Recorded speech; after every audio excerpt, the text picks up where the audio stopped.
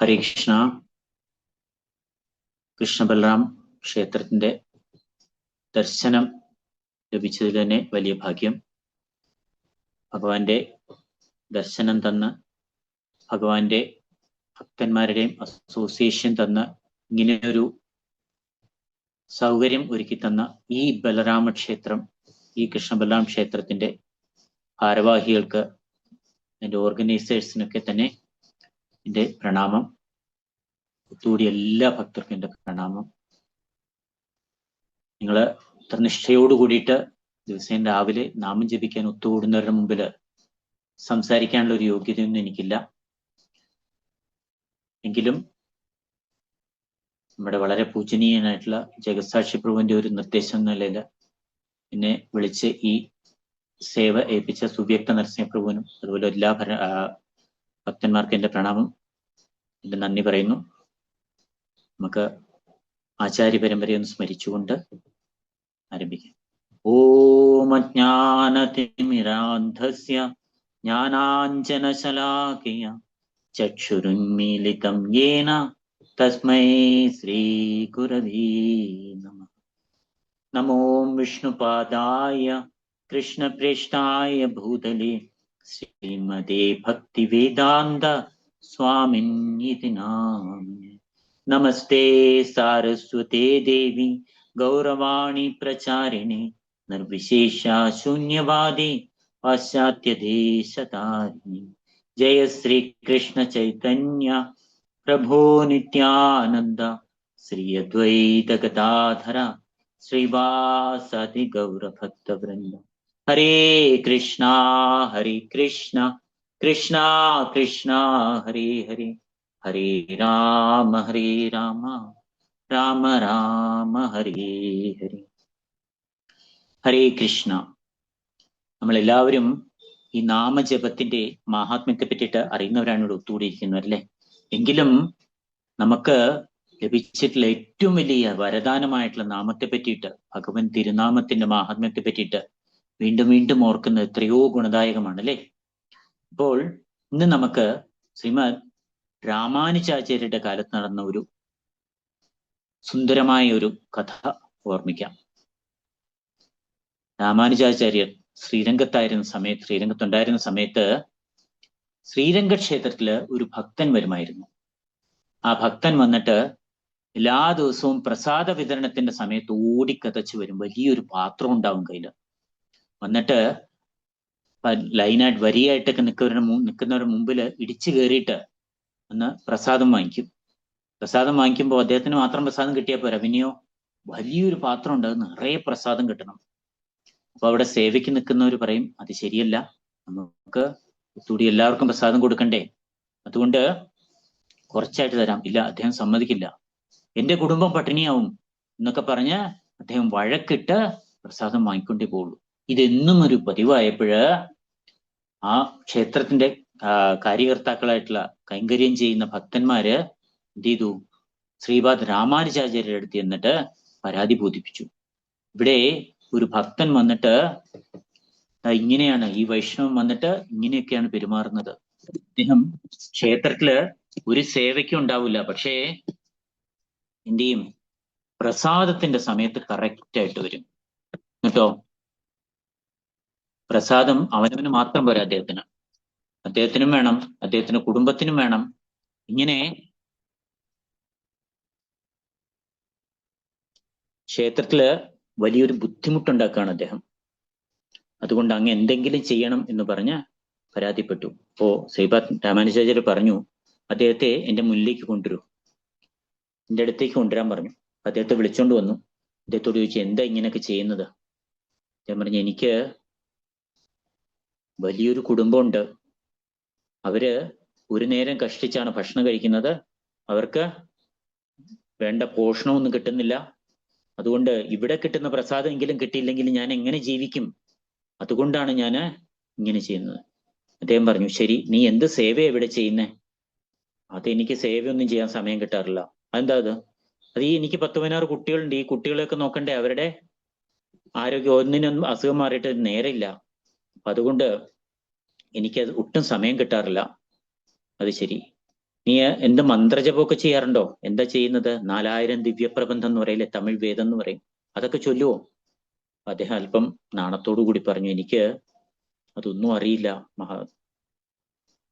ഗുരു, എനിക്കിതൊന്നും അറിയില്ല, എന്നോട് ക്ഷമിക്കണം എന്ന് പറഞ്ഞു. ശരി, നിനക്ക് വിഷ്ണു സഹസ്രനാമം അറിയാമോ?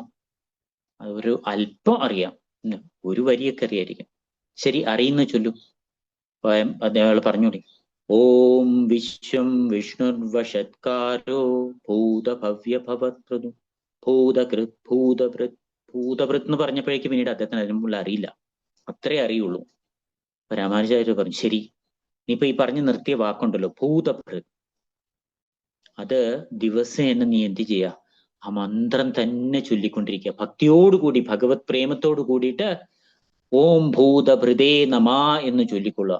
ചൊല്ലുമ്പോഴ് എന്ത് സംഭവിക്കും? നിനക്ക് നിന്റെ ആവശ്യങ്ങളൊക്കെ ഭഗവാൻ ശ്രീ രംഗനാഥൻ നോക്കിക്കൊള്ളും എന്ന് പറഞ്ഞു. അദ്ദേഹം ശ്രീ രാമാനുജാചാര്യൻ നമസ്കരിച്ച് തിരിച്ചുപോയി.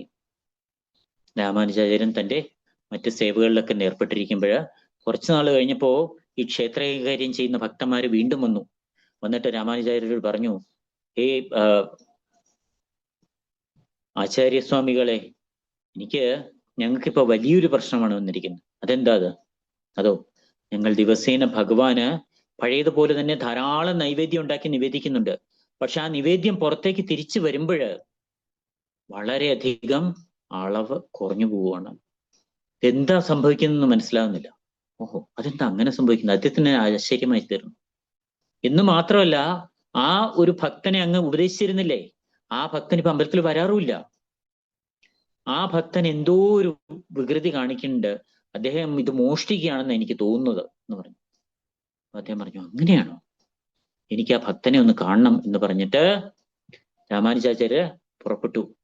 അദ്ദേഹത്തെ വിളിക്കാനും നിന്നില്ല, നേരെ അദ്ദേഹത്തിന്റെ വീട്ടിലേക്ക് കൊള്ളിടം നദിയും കടന്ന്, കാവേരിയുടെ കൈവഴിയാണല്ലേ, ആ കൊള്ളിടം നദിയും കടന്ന് ആ ഭക്തന്റെ വീട് കണ്ടുപിടിച്ച് രാമാനുജാചാര്യർ അവിടെ ആ വീട്ടിലേക്ക് പോവാണ്. ദൂരേന്ന് രാമാനുജാചാര്യരെ കാണുമ്പോ തന്നെ ഈ ഭക്തൻ അവിടെ സാഷ്ടാംഗം നമസ്കരിച്ചുകൊണ്ട് വീണ്ടും വീണ്ടും നമസ്കരിക്കുകയാണ്. രാമാനുജാചാര്യ അടുത്തു വന്നു, എന്താ സംഭവിച്ചത്? നീ എന്താ ഇപ്പോ ഇങ്ങോട്ടും വരാത്തത്? എന്നല്ല, ഇപ്പൊ ആ ഭക്തനെ കണ്ടപ്പോഴേക്ക് പറഞ്ഞത്, നേരത്തെ എന്താണ് പറഞ്ഞത്? ഭക്തൻ തന്നെ മെലിഞ്ഞിട്ടാണ്, മക്കളൊക്കെ പോഷണമൊന്നുമില്ലാതെ വല്ലാത്ത അവസ്ഥയിലാണ്. അപ്പൊ അങ്ങനെയുള്ള ആളുകളെ പ്രതീക്ഷിച്ച് ചെല്ലുമ്പോൾ നല്ല ആരോഗ്യത്തോടു കൂടി ഒരു കുടുംബം. എന്താ സംഭവിച്ചത്? എന്താണ് കാര്യം എന്ന് പറയൂ. ഹേ സ്വാമിൻ, അങ്ങ് ഒരു മന്ത്രം ഉപദേശിച്ചു തന്നില്ലേ, ഞാൻ ആ മന്ത്രം എപ്പോഴും ചൊല്ലിക്കൊണ്ടേയിരിക്കുകയാണ്, ദിവസേന ചൊല്ലിക്കൊണ്ടിരിക്കുമ്പോ എനിക്ക് എന്ത് സംഭവിക്കുന്നു എന്നറിയാമോ? ഒരു കുട്ടി വന്നിട്ട് എനിക്ക് ധാരാളം ഭക്ഷണ പദാർത്ഥങ്ങൾ, എനിക്കും എൻ്റെ കുടുംബത്തിനും ആവശ്യത്തിലധികം ഭക്ഷണം കൊണ്ട് തരികയാണ്. ഓഹോ, ആരാണ് ആ കുട്ടി? ഞാൻ ചോദിച്ചു ആ കുട്ടിയോട്, അങ്ങയുടെ പേരെന്താണെന്ന് ചോദിച്ചു. ആ കുട്ടി പറഞ്ഞു, ഞാന് അടിയേൻ രാമാനുജദാസൻ, ഞാൻ രാമാനുജന്റെ ശിഷ്യനാണെന്ന് പറഞ്ഞു. രാമാനുജർക്ക് കാര്യം മനസ്സിലായി, എന്താ സംഭവിച്ചത്? ഭഗവാന്റെ ഒരു നാമം നിഷ്ഠയോടുകൂടി ആ ഭക്തൻ ജപിച്ചപ്പോഴ്, നിഷ്ഠയോടുകൂടി മാത്രമല്ല പിന്നെയോ ആ ഗുരുവിന്റെ നിർദ്ദേശം കൂടെയാണല്ലേ, ആ ഗുരുവിന്റെ നിർദ്ദേശത്താൽ ലഭിച്ച ആ മന്ത്രം ചൊല്ലിക്കൊണ്ട് ആ ഭക്തൻ ഭഗവാനെ ആശ്രയിച്ചപ്പോഴ് ആ ഭക്തന് വേണ്ടതായിട്ടുള്ള സകല കാര്യങ്ങളും ഭഗവാൻ അവിടെ എത്തിക്കുകയാണ്. അപ്പോ രാമാനുജാചാര്യർ ഈ നാമത്തിന്റെ മഹാത്മ്യത്തെറ്റിട്ടാ പറയുന്നത്. ശ്രീ വിഷ്ണു സഹസ്രനാമത്തിലെ ഒരു നാമത്തിന്റെ ശക്തിയാണ് ഈ പറഞ്ഞത്. അപ്പൊ അങ്ങനെയുള്ള 1000 നാമങ്ങളുള്ള വിഷ്ണു സഹസ്രനാമം എത്രത്തോളം ശക്തിമത്തായിരിക്കണം അല്ലേ? ആ സഹസ്രനാമത്തിൽ തന്നെ വീണ്ടും ഒരു കാര്യം പറയുന്നുണ്ട്. എന്താ? മഹാദേവൻ പാർവതി ദേവിയോട് പറഞ്ഞു കൊടുക്കണം, ശ്രീരാമ രാമ രാമേതി രമേ രാമേ മനോരമേ സഹസ്രനാമ തത്തുല്യം രാമനാമ വരാനനേ. ഹേ വരാനനെ, ഹേ സുന്ദരി, ഒരു ശ്രീരാമനാമം ചൊല്ലിക്കഴിഞ്ഞാല് അത് സഹസ്രനാമത്തിന് തത്തുല്യമാണ്. സഹസ്രനാമ തത്തുല്യം രാമനാമം, ഒരു രാമനാമം തന്നെ. ഇത് പത്മപുരാണത്തിലും ഇതേ വിഷയം പറയുന്നുണ്ട്. അതുപോലെ ബ്രഹ്മാണ്ഡ പുരാണത്തിൽ എന്താ പറയുന്നത്? സഹസ്രനാംനാം പുണ്യാനാം ത്രി ആവർത്യതു യത്ഫലം ഏകാവർത്യതു കൃഷ്ണസ്യ നാമൈകം തത് പ്രയച്ഛതി. സഹസ്രനാംനാം പുണ്യാനാം ത്രി ആവർത്തി, 3 ആവർത്തി സഹസ്രനാമം ജപിക്കുന്ന യത്ഫലം, ആ ഫലം എങ്ങനെ കിട്ടും? ഏകാവർത്യതു കൃഷ്ണസ്യ നാമൈകം തത് പ്രയച്ഛതി. ഒരേ ഒരു തവണ കൃഷ്ണനാമം ചൊല്ലുമ്പോ തന്നെ 3 തവണ വിഷ്ണു സഹസ്രനാമം ചൊല്ലുന്ന ഫലമായിരുന്നു.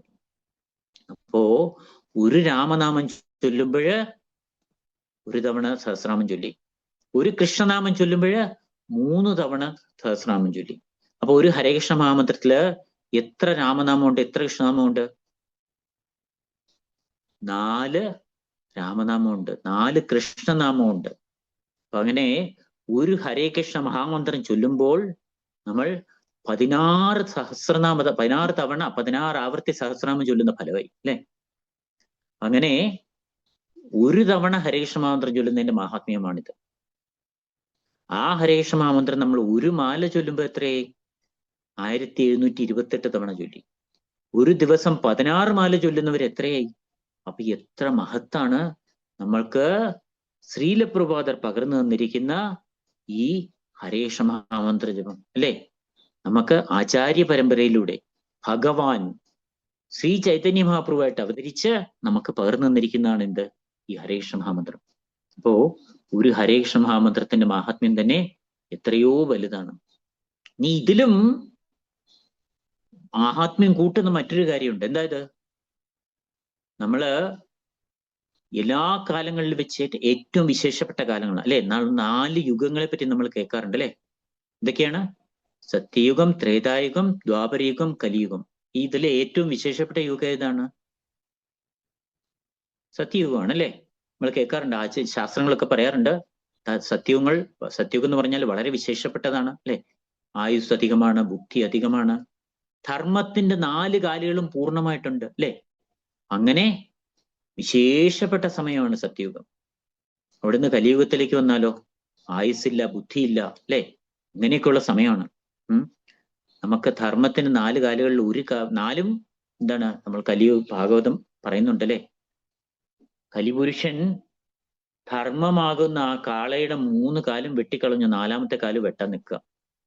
അങ്ങനെ അല്പം സത്യം മാത്രം നിൽക്കുന്ന ഒരു കാലമാണ് ഈ കലിയുഗം. ഇങ്ങനെ വളരെ മോശപ്പെട്ട സമയമാണ് അല്ലെ. അല്ലല്ലല്ല, കലിയുഗം മോശപ്പെട്ട സമയമേ അല്ല. ആരാ പറഞ്ഞത് നമുക്ക്? യുഗം 4ലും നല്ലോ കലിയുഗം, സുഖമേ തന്നെ മുക്തി വരുത്തുമാൻ.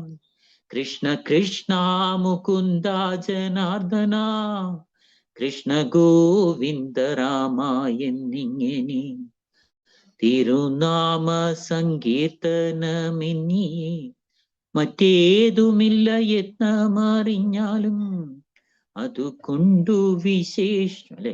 പൂന്താൻ ഇങ്ങനെ പറയാണ്, ഈ കലിയുഗം എന്ന് പറഞ്ഞാല് 4 യുഗങ്ങളിലും ഏറ്റവും വിശേഷപ്പെട്ടതാണ്. അങ്ങനെ ഇങ്ങനെ പൂന്താനം പറയാ? ശാസ്ത്രങ്ങൾ ഇങ്ങനെയൊക്കെ പറയുമ്പോ അല്ലല്ല, ശാസ്ത്രങ്ങളിലും പറയുന്നുണ്ട്. ശ്രീമദ് ഭാഗവതം പറയുന്നു. ശ്രീമദ് ഭാഗവത്തില് നാരദമുനി പറഞ്ഞു കൊടുക്കാണ്. ആർക്ക്? ഭഗവാനെ തന്നെ പുത്രനായിട്ട് ലഭിക്കാൻ ഭാഗ്യം ലഭിച്ച വസുദേവരോട് പറഞ്ഞു കൊടുക്കണം. കലിം സഭാജയന്ത്യാര്യ ഗുണജ്ഞാസാരഭാഗിന യത്ര സങ്കീർത്തനൈനൈവ സർവശാസ്ത്രോഭിലഭ്യതേ സർവസ്വാർത്ഥോഭിലഭ്യതേ. കലിം സഭാജയന്തി ആര്യ. ആര്യ ആരാണ്? അറിവുള്ളവര്. നമ്മള് ഭഗവത്ഗീതയിൽ പഠിച്ചിട്ടില്ലേ? ആര്യദ്രാവിഡ അല്ല, എന്താണ്? ആര്യനും അനാര്യനുമാണ്. ആര്യൻ എന്ന് പറഞ്ഞാല് ഈ ജീവിതത്തിന്റെ മൂല്യം അറിയുന്നവൻ, ഈ മനുഷ്യ ജന്മത്തിന്റെ വാല്യൂ അല്ലെ, അതെത്ര വിലപ്പെട്ടതാണെന്ന് അറിയുന്നവൻ. ആളുടെ പ്രത്യേകത വീണ്ടും പറയുന്നു, ഗുണജ്ഞ. പിന്നെയോ സാരഭാഗിന, എല്ലാ അറിവും നേടുക, ഏറ്റവും സാരമായിട്ടുള്ള കാര്യങ്ങൾ സ്വീകരിക്കുന്ന ആ വ്യക്തി. അവരെന്താ പറയുന്നത്? എത്ര സങ്കീർത്തനൈനൈവ, ഭഗവൻ നാമ സങ്കീർത്തനത്തിലൂടെ എന്ത് ലഭിക്കും? സർവസ്വാർത്ഥോപി ലഭ്യത, എല്ലാ സ്വാർത്ഥവും ലഭിക്കും. സ്വാർത്ഥം നല്ല കാര്യമാണോ? നമ്മൾ നിസ്വാർത്ഥരല്ലേ അവിടെ? അല്ല, ഈ സ്വാർത്ഥം എന്താണ്? ആ സ്വാർത്ഥം എന്ന് പറയുന്നത് പ്രഹ്ലാദ മഹാരാജ് പറഞ്ഞിട്ടുണ്ട് അല്ലേ? അതായത് നദേ വിധു സ്വാർത്ഥഗതിം ഹി വിഷ്ണു ദുരാശ്രയായേ ബഹിരർത്ഥമാനിന. സ്വാർത്ഥഗതി എന്താണ്? വിഷ്ണു. ഭഗവത് തൃപ്പാദങ്ങളാണ് നമ്മുടെ സ്വാർത്ഥഗതി. ആ സ്വാർത്ഥഗതി എന്താണെന്ന് അറിയാത്തവരാണ് എന്ത് ചെയ്യുന്നത്? മറ്റു പല പല കാര്യങ്ങളിൽ പോയിട്ട് വിട്ടുപോകുന്നത്. അപ്പൊ നമുക്ക് കലിയുഗം എങ്ങനെ വിശേഷപ്പെട്ടതാകുന്നു? എന്തുകൊണ്ടെന്ന് ചോദിച്ചാൽ നമ്മൾ മനസ്സിലാക്കുന്നു ഏറ്റവും മോശപ്പെട്ട സമയമാണ്. പക്ഷേ ഏറ്റവും അധികം ഭഗവത് കാരുണ്യം ലഭിക്കുന്ന സമയമാണ്. എന്തേ നമ്മൾ ചെയ്യേണ്ടു? കേവലം നാമജപമേ വേണ്ടു. ഒരു യോഗ്യത വേണ്ട, ഒരു ഉന്നത കുല ജന്മം വേണ്ട, പിന്നെയോ ധനം വേണ്ട, മാനം വേണ്ട, സ്ഥാനം വേണ്ട, ശുദ്ധി വേണ്ട. അങ്ങനെയുണ്ടോ ശുദ്ധി വേണ്ടെന്ന്? അല്ലെ? അതെങ്ങനെ ഈ നമ്മൾ ഭഗവൻ നാമം ജപിക്കാൻ പ്രത്യേകിച്ച് ശുദ്ധി വേണ്ട എന്ന് പറയുന്നത്? കുളിക്കാൻ പോകുമ്പോൾ നമ്മൾ ശരീരത്തിലെ അഴുക്ക് എങ്ങനെ കളയുക? സോപ്പിട്ട് കഴിയും അല്ലെ? അപ്പൊ ഈ സോപ്പിന്റെ അഴുക്ക് എങ്ങനെ കളയുക? അങ്ങനെ അഴുക്കിന്റെ ആവശ്യമില്ല അല്ലെ? ഭഗവൻ നാമം സ്വയം നമ്മളെ ശുദ്ധീകരിക്കുന്നതാണ്. അപ്പൊ അതിനൊരു മുൻപായ ഒരു ശുദ്ധീകരണം ആവശ്യമില്ല. കേവലം എന്തേ വേണ്ടു? ആത്മാർത്ഥമായിട്ട് ഭഗവൻ നാമജപം മാത്രമേ വേണ്ടൂ. അപ്പൊ ഈ കലിയുഗം എന്താണ്? ഏറ്റവും ദുരിതങ്ങൾ നിറഞ്ഞാണ്. കലോർ ദോഷനിധേ രാജൻ, പക്ഷെ ഏറ്റവും കാരുണ്യം നിറഞ്ഞതുമാണ്. അതുകൊണ്ട് നമുക്കെല്ലാവർക്കും എന്ത് വേണ്ടു? ഏറ്റവും ലളിതമായിട്ടുള്ള, ഏറ്റവും ശക്തമായിട്ടുള്ള, ഈ യുഗത്തിൽ നമുക്ക് ഏറ്റവും അധികം നന്മ നൽകുന്ന ഹരേ കൃഷ്ണ മഹാമന്ത്രത്തിന്റെ ആശ്രയം സ്വീകരിക്കാം. ഹരേ കൃഷ്ണ കൃഷ്ണ കൃഷ്ണ ഹരേ ഹരേ, ഹരേ രാമ രാമ രാമ ഹരേ ഹരേ. ഹരേ കൃഷ്ണ. വളരെ നന്ദി.